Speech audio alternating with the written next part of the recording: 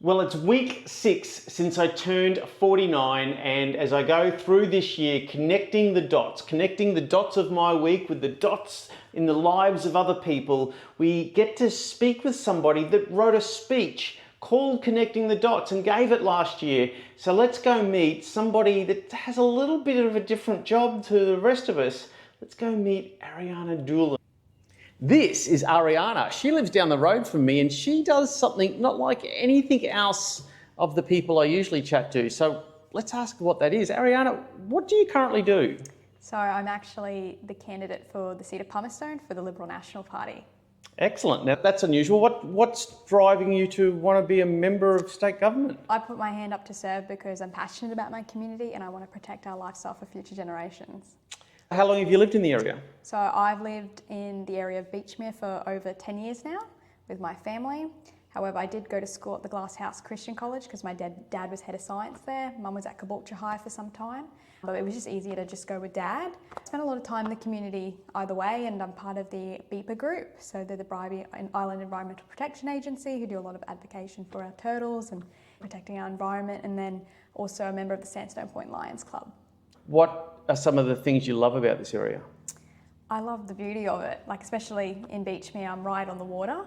So it's just so nice, after a hard day of work, you go outside and you can, go for a walk on the beach. And when my dog was around, I used to take him and that sort of thing. And he was he was more famous than I was back in the day because he wasn't locked in, in a backyard or anything like that. He'd, walk to the, the bakery. I'd see him at the caravan park and that sort of thing. So and the community will look after him, and I'll be walking on the beach and someone will be like, oh, you're Lucky's owner. So the community is really connected as well. So everyone knows each other, and that's what I love about it. Being a candidate, something different. What are some of the activities you are doing as candidate? So currently I'm trying to door knock at least 200 houses a week. And that's our KPI that we've set, but also a lot of phone canvassing because there's some people who have a really large front yard and it's hard to get to them, especially when the houses are really far apart. So the best way to do that is just to give them a call and say, hey, can I come and visit, or something like that. And then it's also like going to events and meeting with community groups, asking them what's important, and if there's anything that I can do as a candidate to put forward to the LNP, and see if we can get some projects out of that. Lots of meeting with people, discussing with them, what issues matter most to them. What gives you energy or passion or drive? What wakes you up in the morning? I think it's more so just that passion to serve the community that I love. I've always been involved in charity work, and I think that's, the reason I do what I do. It's because it's all about helping someone else. And when you help other people, you feel better about yourself as well. Andrew Powell last night was mentioning that straight out of high school you were involved with a youth council. Well, yes, Youth Parliament. Youth Parliament, tell me about that. So when I finished school in about grade 12 and I started uni, I had a scholarship to Griffith University to study business and environmental science. So I wasn't thinking about politics as such, but because of the whole COVID situation, I really wanted to meet new people, and it was really hard to do when you couldn't go outside or you couldn't go to uni. So they were doing Youth Parliament, but virtually. So I decided to join that because I thought, it'd be a great way to meet new people and make a difference in my local community. So I put my name down for Pumicestone, but I was given Glasshouse, which was fine because worked out well because now I do work a couple of days a week for Andrew Powell and Glasshouse. And then I decided when COVID restrictions eased that I was going to film a commercial to get young people to the Sunshine Coast because Beerwell was close to Andrew's electorate. And I decided to get Robert Irwin involved, and he was part of the video, and we went to Australia Zoo and we said to the camera, hey, look, if you're a young person, please come down, visit Australia Zoo and visit the local businesses around because COVID restrictions have eased and we want to support these local businesses and that sort of thing. And had Baz Luhrmann come as well because I saw him on TV a couple of days before I had decided to go and film, and I gave his daughter a text message and I said, hey, look, I've seen you on TV. Is this something you'd consider being part of? You're a young person. And she goes, yes, I would love to be part of your video. She goes, my dad's coming. So that sort of was a bit of a scary situation because I was planning to film this on my iPhone.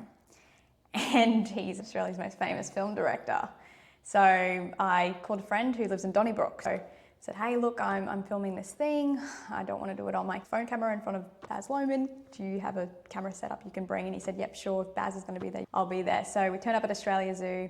Robert came along, he was in the video. It was amazing. And that was sort of that experience. I went, oh, wow, okay, I have a goal and I want to achieve something, and things just sort of fall into place. And I had a passion for entertainment as well. Did a lot of media work, and I think there's a great tie between the media's role and politics. Awesome. Being a candidate, back to this different role, what's a typical week look like for you? So a typical week would look like, for me, wake up at around 7 o'clock in the morning, might check my emails, see what events are coming up, put that into my diary, answer any constituent inquiries that I might be getting from people within the community. Then at around 9 o'clock, I'll start my door knocking, do that till about 11 o'clock. And then after 11, I have a couple of events that I'll attend during the day. And it could be a fundraising event for my campaign, or it could be a fundraising event for a community organisation. And then it's, just lots of more emails. But yeah, that's the thing, when you've got like a team behind you, you can sort of go, hey, you can organise this, I'll organise that. So I've got someone doing the roadsides for me. So when I'm out door knocking, I'll have Greg, for example, out on Beachmere Road or on the Bribie Island Road doing a roadside. So everyone's got different things, and your mum's been really helpful in organising everyone. So yeah, it's not just me that's going out and doing things. It's our volunteers that are just making this an awesome experience for me, because they're giving me such help with everything that I need to, Excellent. There's some 140 days to go. If people wanted to follow your journey or even come and help, how do they best reach out to you? So the best way to contact me is through our email. So it's pumicestone@lnp.org.au, or you could follow me on Instagram, which is Ariana for Pumicestone, and that's the same as my Facebook handle as well. Excellent. Thank you very much for coming along and telling me about your world right now. Thank you so much for having me. Thank you.